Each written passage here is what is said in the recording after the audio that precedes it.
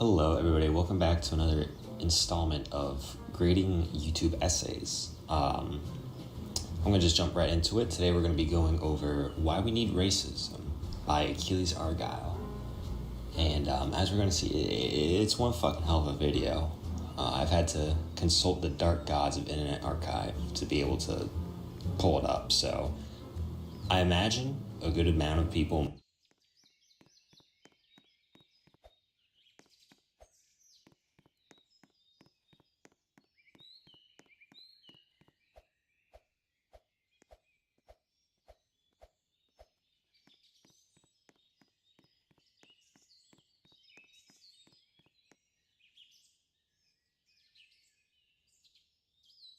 might know it. To those who know, don't spoil what's going to happen at the 20-second mark.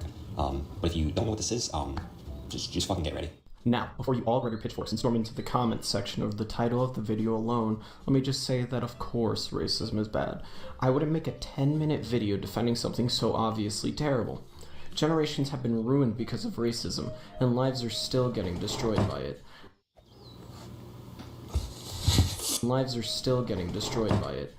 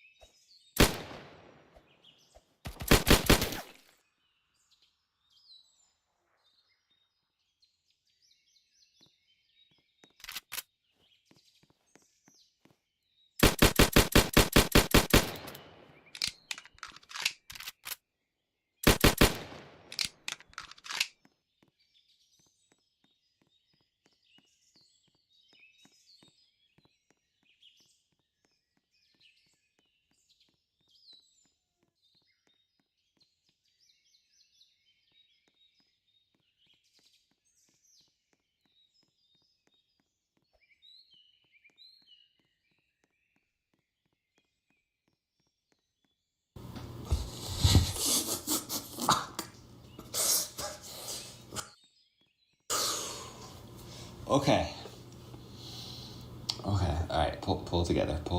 Hold on, I want to see it one more time. Generations have been ruined because of racism, and lives are still getting destroyed by it. However, I don't think...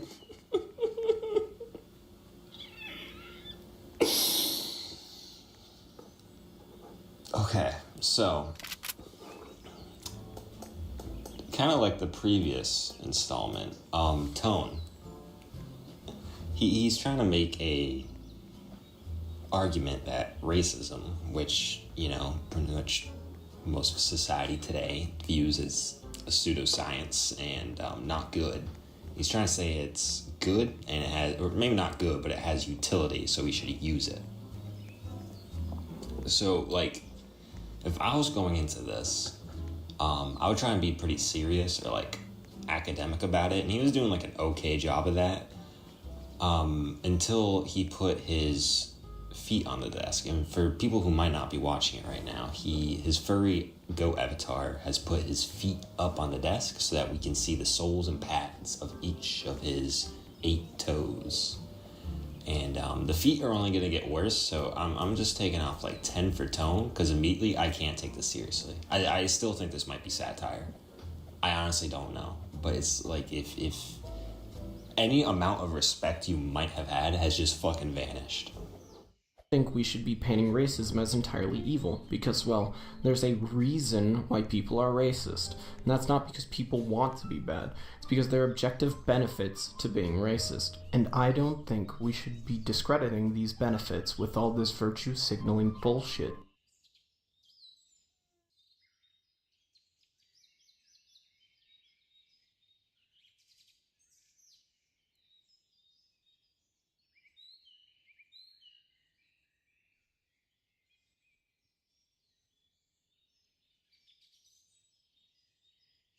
because we are seriously reaching a low point in history without racism.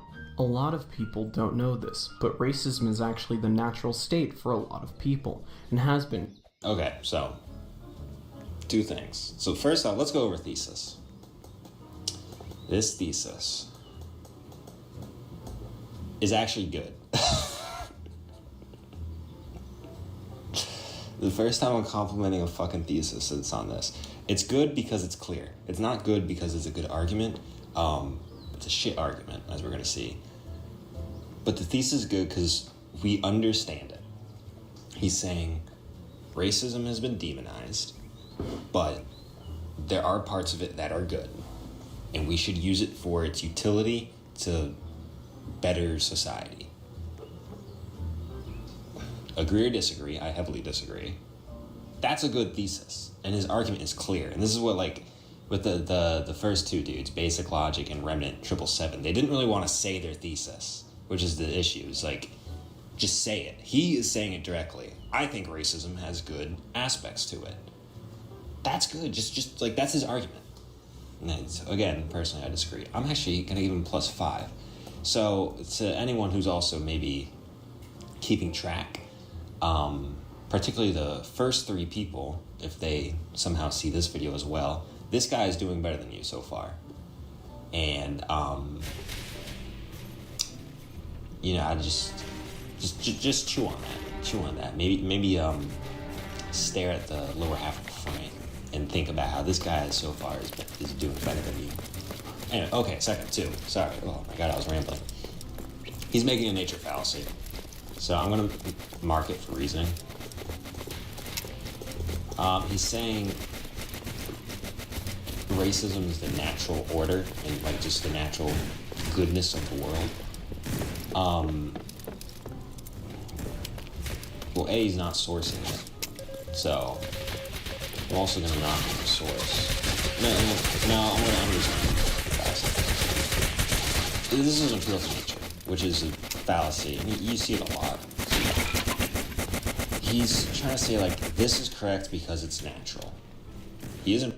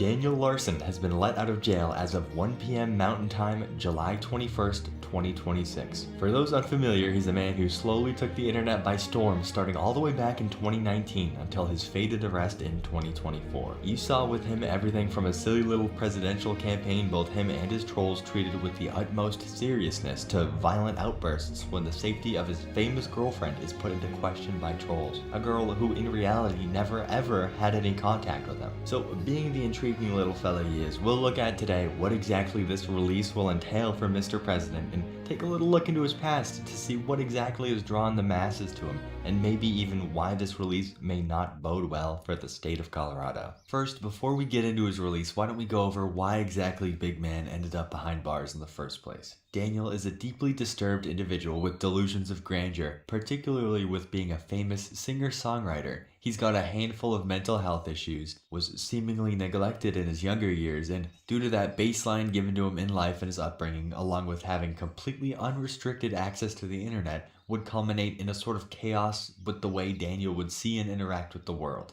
People would see the incredibly wild things Daniel would say or do from day to day on TikTok and be captivated in a way by the unpredictability found in his life. Whether it was concerned viewers, people there just for a laugh, or a crowd with darker intentions, the audience was waiting to see what was next for him. It would grow exponentially. In turn, convincing him this singer-songwriter fantasy was coming true as he grew a massive fan base, or what he thought were all adoring fans. Using this musical career delusion, fellas sometimes with good intentions, others with bad, would get a hold of him. And some of the wackiest or darkest moments we'd witness about him would be due in part to manipulation, misinformation fed to him, or pranks pulled onto the guy by these managers. Some notable instances of this would be the nuclear war prank pulled by manager Ox, a darker one being him being convinced to expose himself to thousands of live TikTok viewers in an attempt to audition for adult film. Or one of the worst being in how he went on and on about how he's going to legalize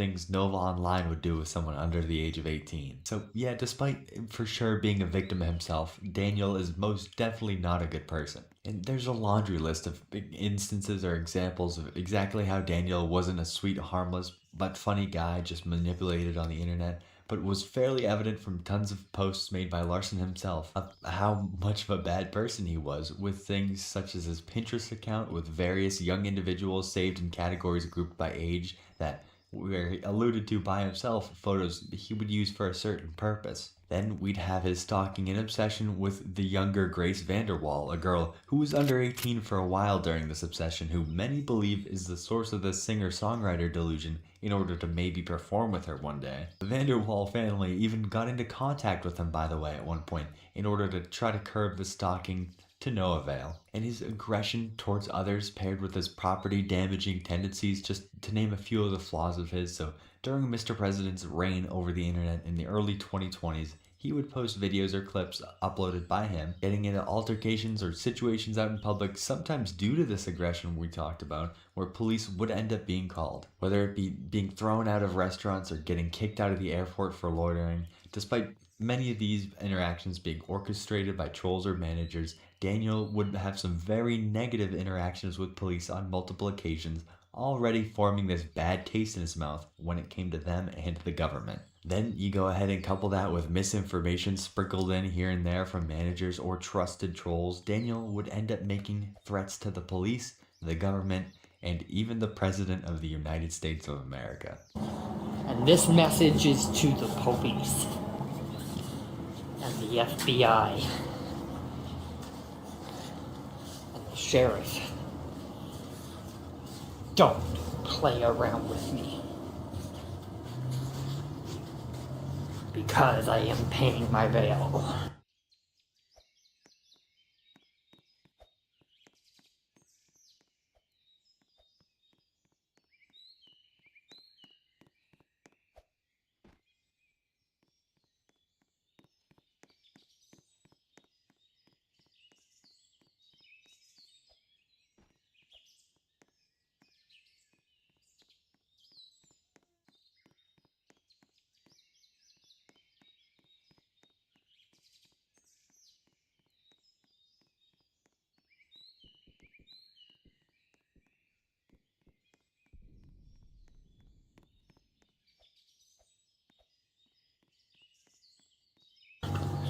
Bomb you! Bomb you! Bomb you!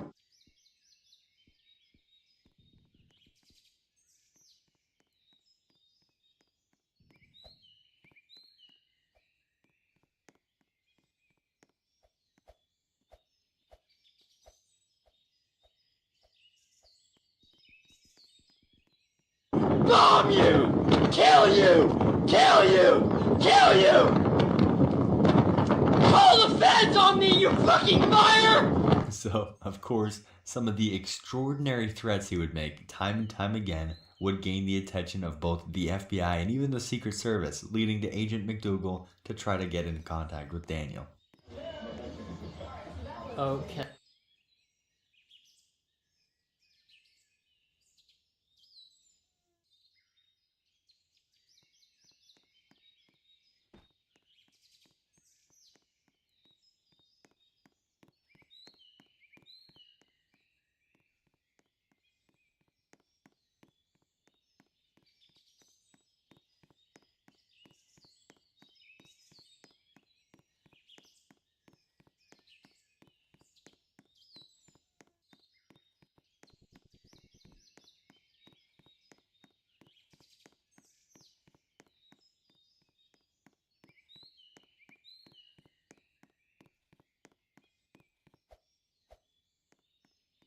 Okay, so Bob just got a call from Special Agent McDougal, Daniel McDougal, and I am in apparently trouble again with the U.S. Secret Service, and he is asking Bob for my exact location right this minute. Many of Daniel's viewers at the time believed McDougal not to even be a real fella, just some other delusion or lie made up by Daniel, but no, he was very much real, and we'll get into that in a little bit. But the walls began closing in on him as the law began to take what this guy was saying on the internet very seriously, leading up to his eventual arrest, gathering a handful of charges that culminated into him facing possibly 70 years in jail. Now, reading those charges in order, we have count 1. On or about July 3rd, 2023, in the state and district of Colorado, the defendant, Daniel Larson, through the use of an instrument or interstate commerce, and in effecting interstate commerce, willfully made a threat and maliciously conveyed false information, knowing the same to be false, concerning an attempt and alleged attempt being made, and to be made, unlawfully to damage and destroy a building, and other real and personal property by means of an explosive, namely a particular county courthouse in Colorado, all in violation of Title 18. Count 2, skipping through, we've got concerning an attempt and alleged attempt being made and to be made to unlawfully to damage and destroy a building and other real and personal property by means of an explosive, namely a particular non-profit center in Lakewood, Colorado, in violation of Title 18. Then count 3, on or about August 29th, 2023, in the state and district of Colorado, the defendant, Daniel Larson, made a threat unlawfully to damage and destroy a building and other real and personal property by means of an explosive, namely the White House, all in violation of Title 18. Then count 4 was September 26, 2023, same kind of threat to a government building in Colorado. And also September 26 in 2023, same kind of threat to a particular college campus in Colorado. Then count 6, on or about December 25th, 2023, in the state district of Colorado, the defendant, Daniel Larson, did knowingly transmit in interstate and foreign commerce a communication containing a threat to injure the person of namely a particular Federal Bureau of Investigation agent. I believe this was McDougal, all in violation of Title 18. Then count 7 was March 23rd, 2024, where he made a similar threat that he made on the White House to the Federal Bureau of Investigation headquarters. So yeah, quite the list of charges, and despite how silly it is that the United States government was taking this man seriously,